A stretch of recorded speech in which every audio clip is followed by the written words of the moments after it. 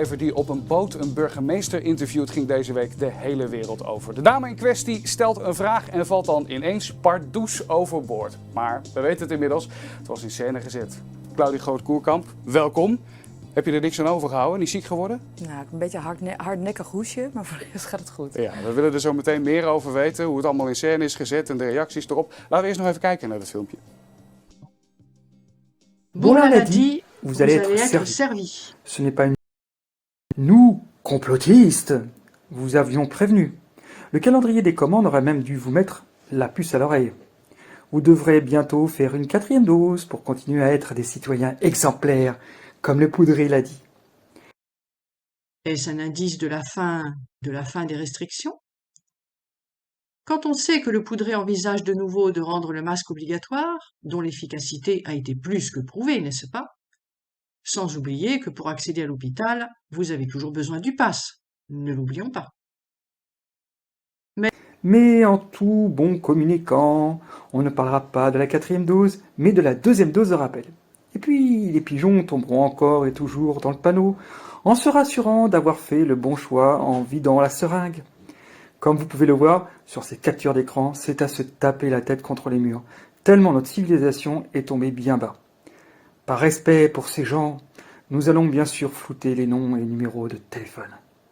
D'ailleurs, en parlant santé, avez-vous vu la campagne de don du sang?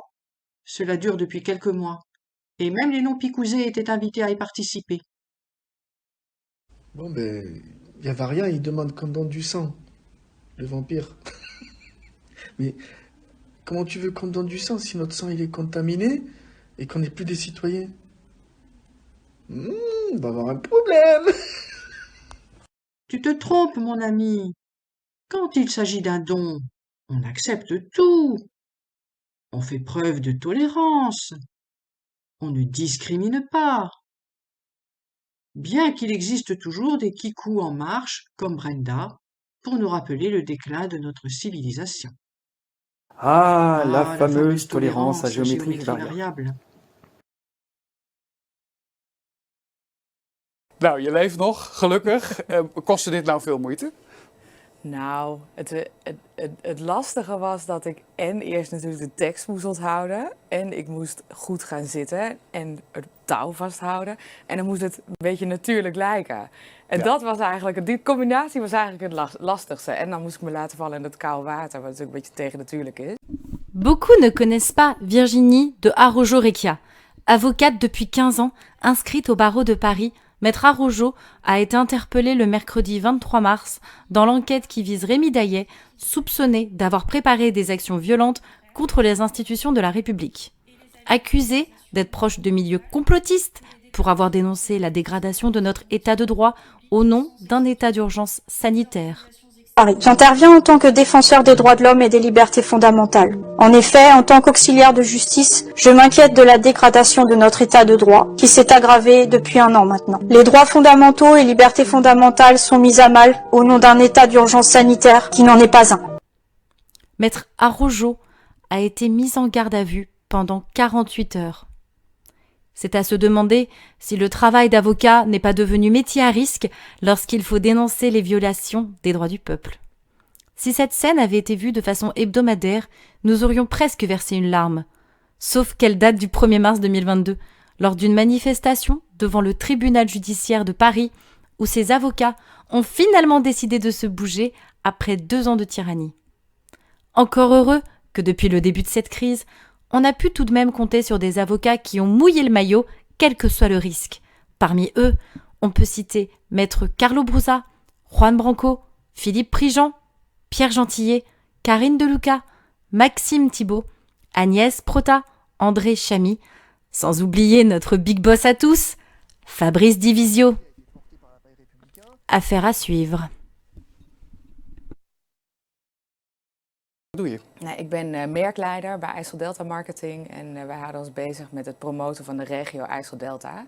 Dat is een regio in Overijssel die zich strekt van Zwolle, Kampen tot Zwartsluis. Hele VVV-pagina krijg ik hier meteen. Nou, dat...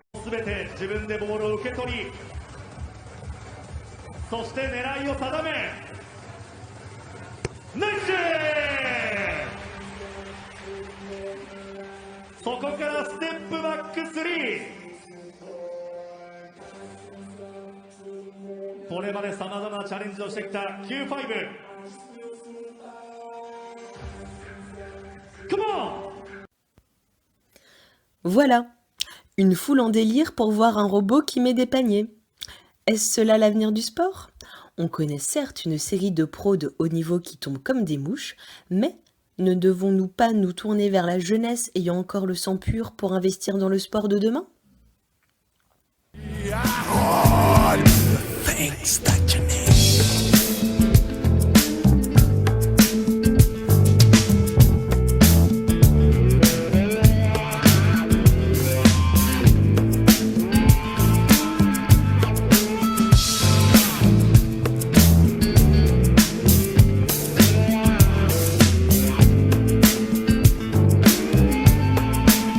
It's just a dusty box of a room. If you've ever sent me anything, you know your secret's safe with me. Things get a little complicated. You pay your bills, but don't trust your memory. Bon, avec des parents débiles pour les entraîner, on est mal barré. Quoique, les supporters du PSG devraient voir le bon côté des choses. En déployant ces robots sportifs, en plus de supprimer la masse salariale de vos superstars qui se touchent la nouille, vous aurez enfin une chance de remporter la Ligue des Champions.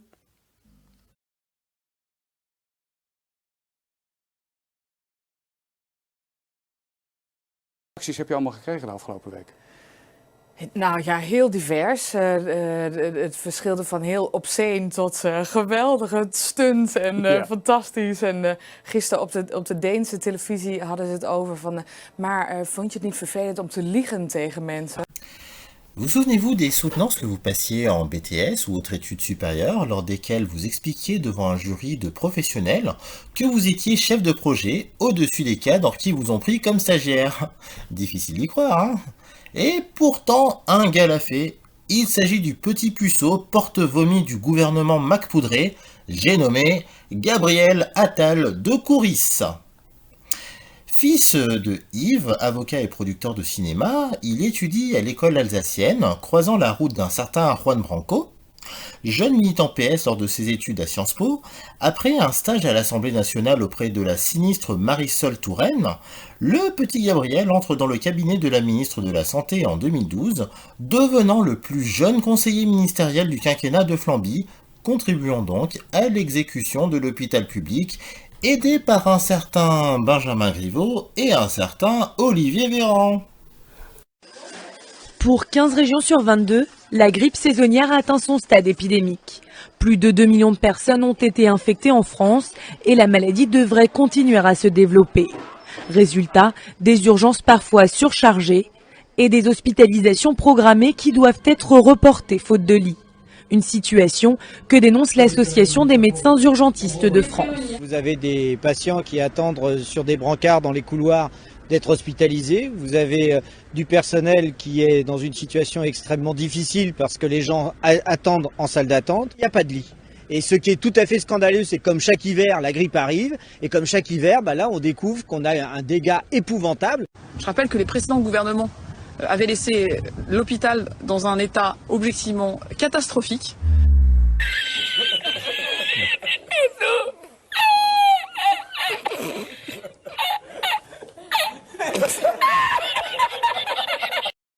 À la fois sur les payes des personnels, mais aussi sur l'état même des bâtiments, des outils de travail, des équipements.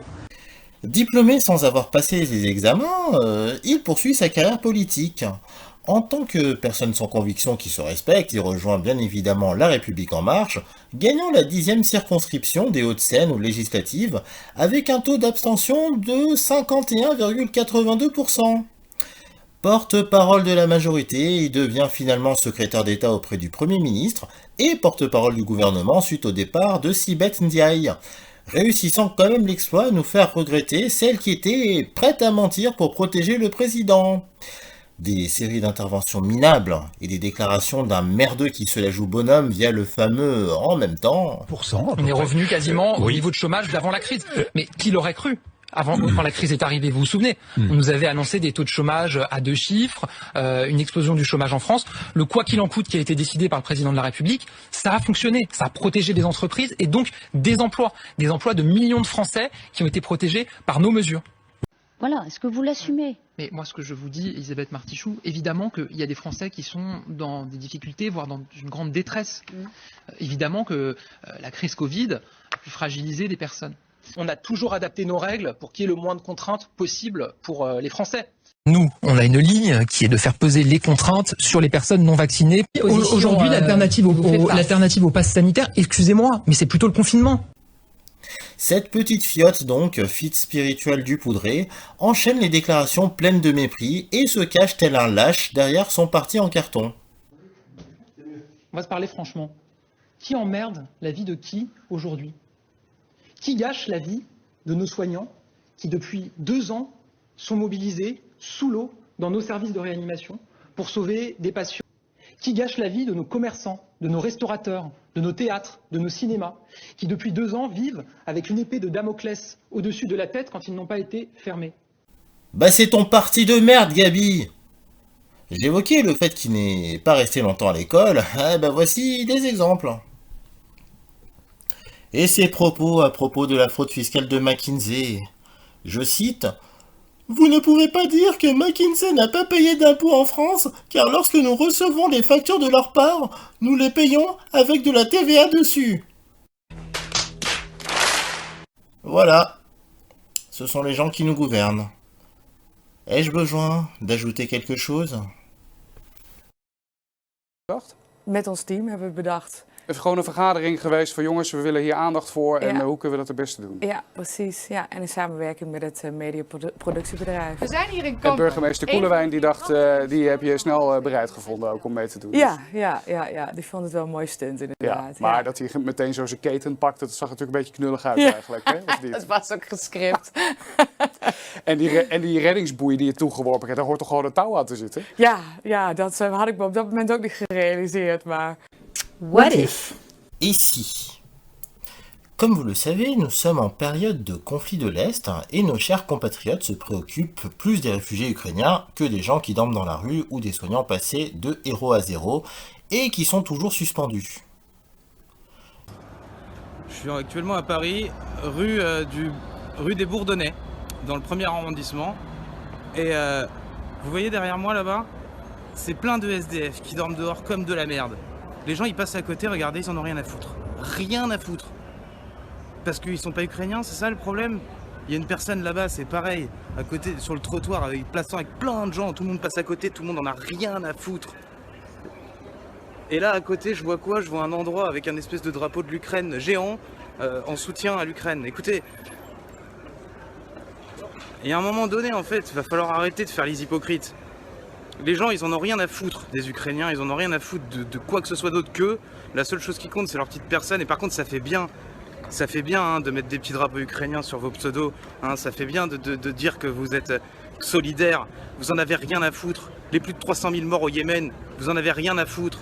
Nous ne reviendrons pas sur la main-d'œuvre pas chère que nous connaîtrons, mais plutôt sur des hypothèses.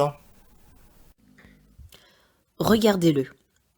Le Poudré détaille le déploiement des soldats français dans l'est de l'Europe, dans le cadre de l'OTAN.